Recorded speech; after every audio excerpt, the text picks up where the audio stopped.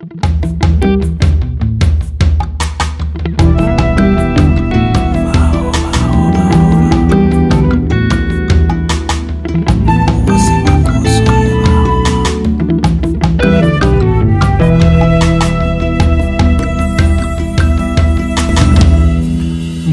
abandi nabo mwiriwe nizere ko meze neza mmerere hose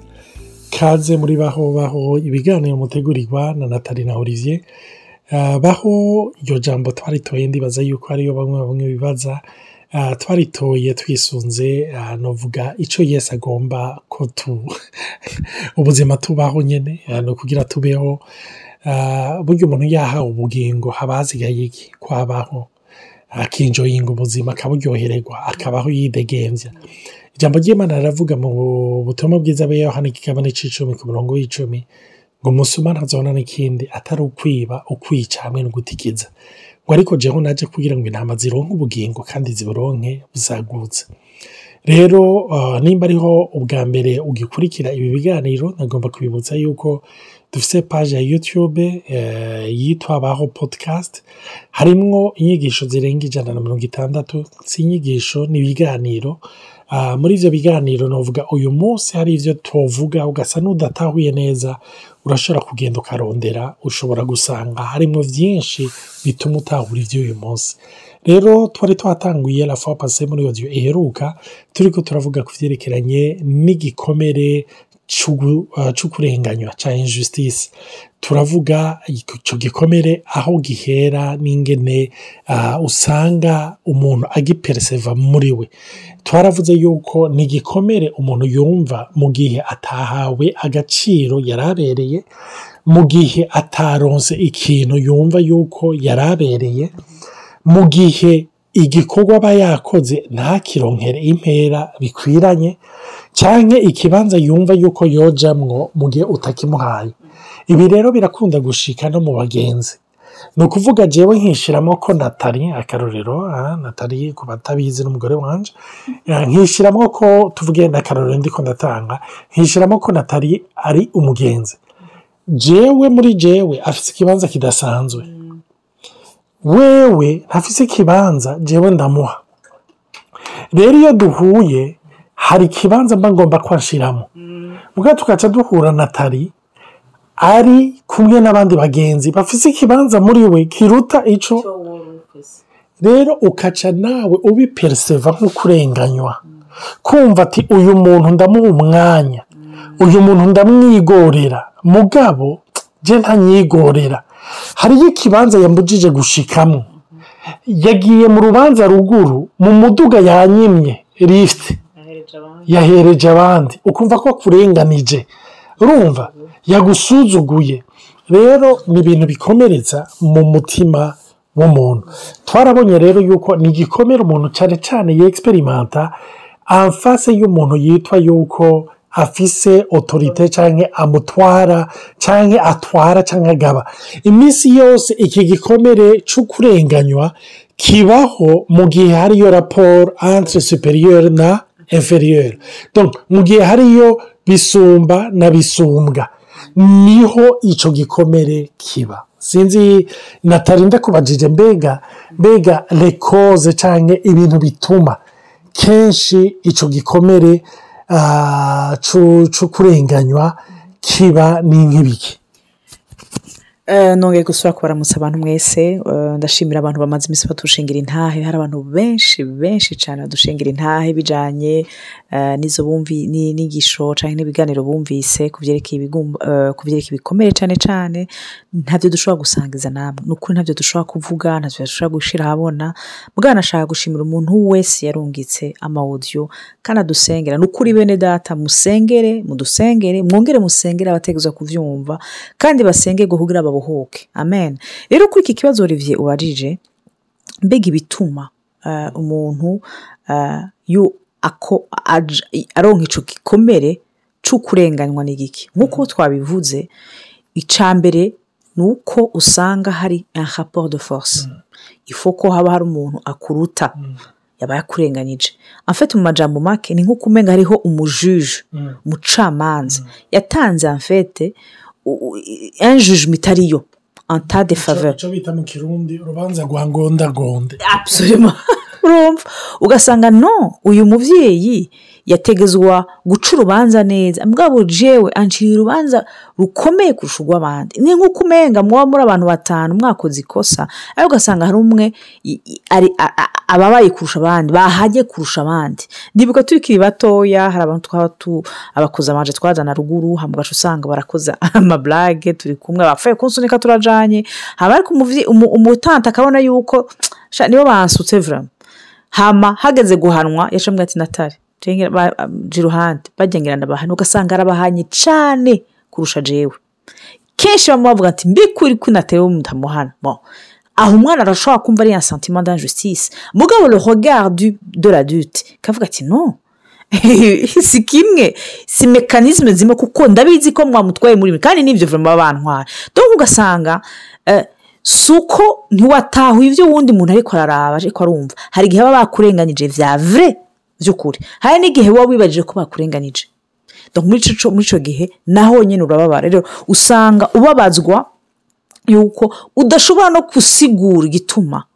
ivyo urimo uwo muntu uwo muvyeyi canke uwo muntu ari muri position d'autorité ari tellement froid ntakumviriza ico urira utarira naco bimubwira abwo atabwereka kwasama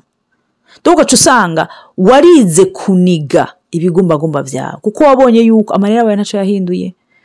ntugaragaza ukugaragaza canke gusigura ikibazo urimo ntawe wakumvise donc kumva umenga c'est injuste niba abandi baza kumavuga ati ku buzima buri injuste vraiment reka kuba mwasama donc ugasanga warakomeretse utangura kwiyima kumviriza ibigumbagumba vyawe uvuga ati bibi nantrayisa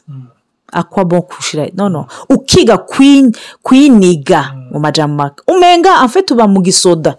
nko mu gisoda haba amategeko kuko vivre sur le bien et le mal comme malheureusement avec une certaine injustice ukati ije nenzi basi yuko byaba birekiribira nayo kumererwa neza ko usanga rero ngaha ntibarira umenga uri muri ca gihugu umwana arira nyina ntiyumva kuvuga ati rero imvero kurira ahantu waruzi ko wategezwe gukirira kuko kameme nkuko twabivuze isho gikomere gitangurira mu rugo muhira kenshi rero nuwo muvyeyi akurenganya aba yarabayeho ubukurenganya ndahato bari muhiriwe donc kwa sekuru usanga ari ahantu muri societe usanga waragiye nk'ahantu wari kurakora bakakurenganya nkuko twabivuze tweze kubivuga ugasanga wari kuriga buruse yabayihareje wundi muntu kubera impamvu nyinshi hariha promotion atezwa kuronka ntuyironse barabikwimye hariho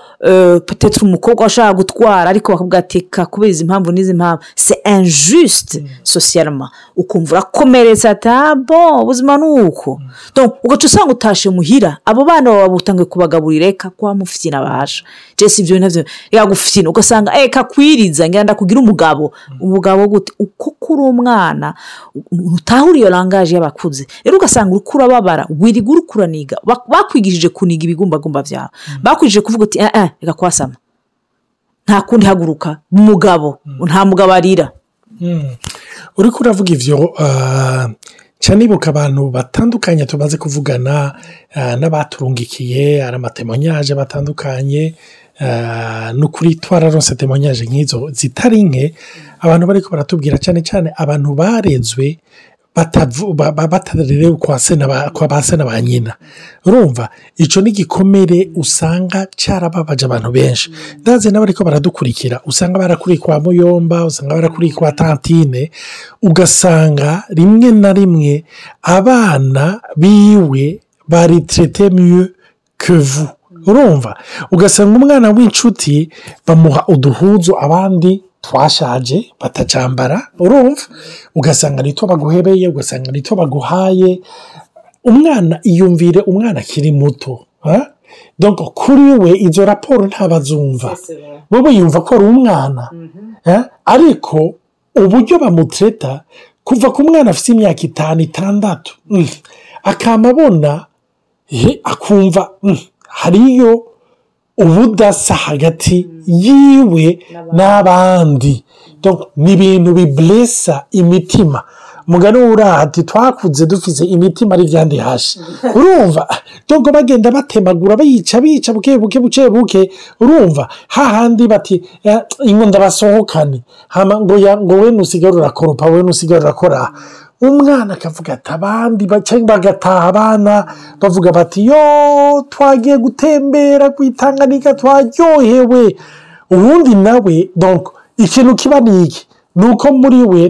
turaza kubivugana ko hanyuma aca developa novuga maske y'umuntu yashishwe bimwe takora kuvuga kira ngo je narashishwe nta kikintera ubwoba nta kikindyohera nta kikimbihira urumva to akaba froid urumva donc nico bita masque du rigide akaba rigide muri we ni nkaho urabona nka kwa kundi bagomba kugukubita nk'ingumu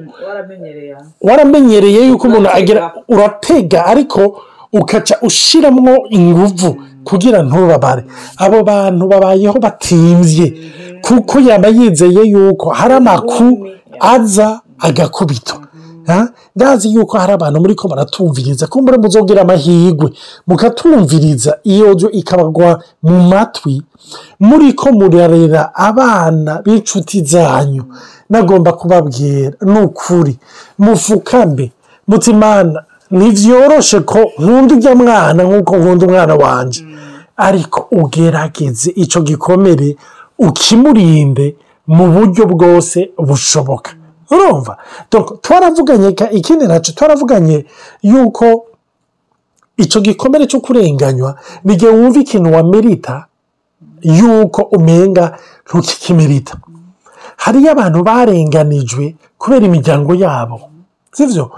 sivyo vyo kurererwa mu nshuti ariko ugasanga natari yacishijemo ikintu ugasanga barangiye umuhungu kurongora umukobwa waho kubera umuryango wiwe ava mu muryango uciriritse kuko mwibuke yuko niyo yama raporo de force urumva n'abari hejuru n'abari hasi donc ugasanga uwo muntu ni igikomere muri we ikintu rero kibabaje nuko uwo muntu aba yakomerekeje muri ubwo buryo nabo bari munsi yiwe azobaho nyanga gushika urumva aragerageza donc malgré ko yababaje n'abamuhonyanze ariko nawe ko marico yahawe uca usanga arico agerageje gutanga urumva donc parapo hari nk'ibintu dukunda cyane cyane nk'abantu bari navuga bagiye hanze ikintu twarabibonye nko muri Afrika y'Epfo ugasanga ibintu vya xenophobie donc banka abanyamahanga umuntu akarenganywa kubera ururimi akoresha umuntu akarenganywa kubera urukoba umuntu akarenganywa kubera ubwoko ivyo twarabibonye mu Burundi bwacu kandi mu moko yose ibi birababaje hari abantu n'uyu munsi bagisufa kubera baharenganijwe kubera izuru utahisemwo urumva ukarenganywa ngo umuhutu ukarenganywa ngo umutuzi biragapfa biragashira n'ukuri mw'izina rya Yesu Imana idutabare umuntu vy'ukuri aronka ico yaramerita surtout yubahwe yuko ari umuntu yaremwe mw'ishusho y'Imana rero nkuko turiko turavuga ivyo navyo birashobora kuba koze sinzi ko ari yindi ego muri rusange nivyo nkuko twabivuze usanga ukurira muri injustice cyangwa ugakurira muri ukurira ahantu uwo muvyeyi yabayeho ico kintu cyangwa ahantu hari amategeko menshi hari amategeko menshi cyane nashaka no kuvuga uri kurumviriza uri kuraraba nk'abantu bakiriye mu mashengero usanga tuzi ko dutegerezwa gukora ibintu vyiza ya iciza n'ikibi ariko ugasanga twaragiye mu mategeko ku buryo duteba tukaruha hari nayo twiyongerera ko menshi cyane gose kandi na Yesu aranabivuze ati mwatevye murongereza kw'izindi rero ugaca usanga hari ibintu byinshi vyaturuhishije rero uri hejuru ugasanga niwe yatanguye gukomeretsa abandi ugasanga bari munsi nabo bararushe barakubititse baridoze barababaye batavuga ati urazi rero hinge nkure ko ibintu mvuga nti ikintu sinkigikunda kandi wari ugikunda ikinda gihevye umenga ugiye gusacrifice ama sentiment yawe canke ama emotion yawe uvuze kuri ico ucugibutsa umuntu yigeze kuba arika aranyidogera mbo ambwira umubabara afise yarenganywa nande yari muri groupe y'abantu bakoropa muri toilette muri eglise ariko uwamutwara muri iyo groupe yaramukandagira donc muri position ya eglise ni ukuvuga akora ka departement gatoya n'akantu gasanzwe rwose urumva abantu baraba ibintu vya toilette ariko ngo umuntu yamutwara nawe yari yarigize ikigaga yari yarigize umuntu adasanzwe kubera iki nk'uko bavuga umwere uvi bukuru ugatemba ugashika hose donc umuntu ahari hose peu importe ahari igihe abaye rapport de force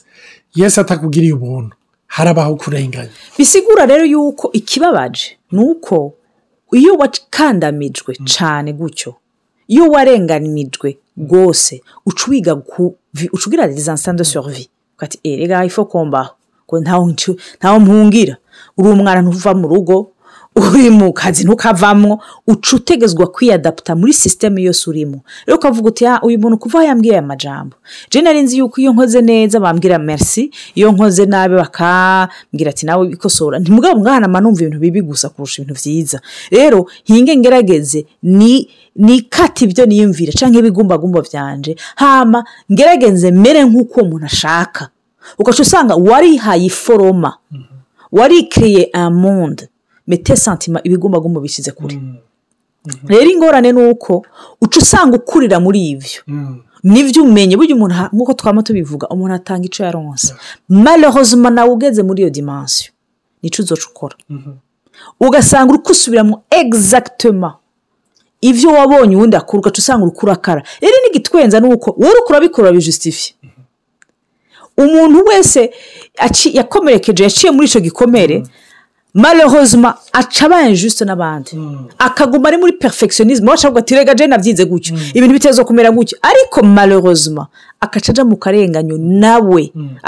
agosanga ariko akomeretsa abandi akoresheje le perfectionnisme nyene ivyo rero muri ya matemperament twavuze ni ibintu bikunda gushikira cyane abakorerike cyane kubera iki kubera n'abantu b'abafonceur ni ukuvuga n'abantu bazoronka amaromarke menshi n'abantu baritupa kubera bo bari impatient ikintu cyabagiyemwo arafonsa niyo umubwira turatunze umukorerike ngaha uwo mwana wacu donc ni ukuvuga hari igihe umubuze ikintu ariko yamaze gufonsa yamaze kukijako kandi abakorerike bagiye barakurikira ibi biganiro twagize iyo bariko baratuvugisha ni ukuri baratudekriva situation nk'izo arakubwira ati je narabaye umufonseur kandi rero ko mara abantu baronse amaromarke menshi nabo baca baba abapolisiye buko ugomba gupointa amakosa abandi niba uzosanga mu ishengero bamenye skandale zose bamenye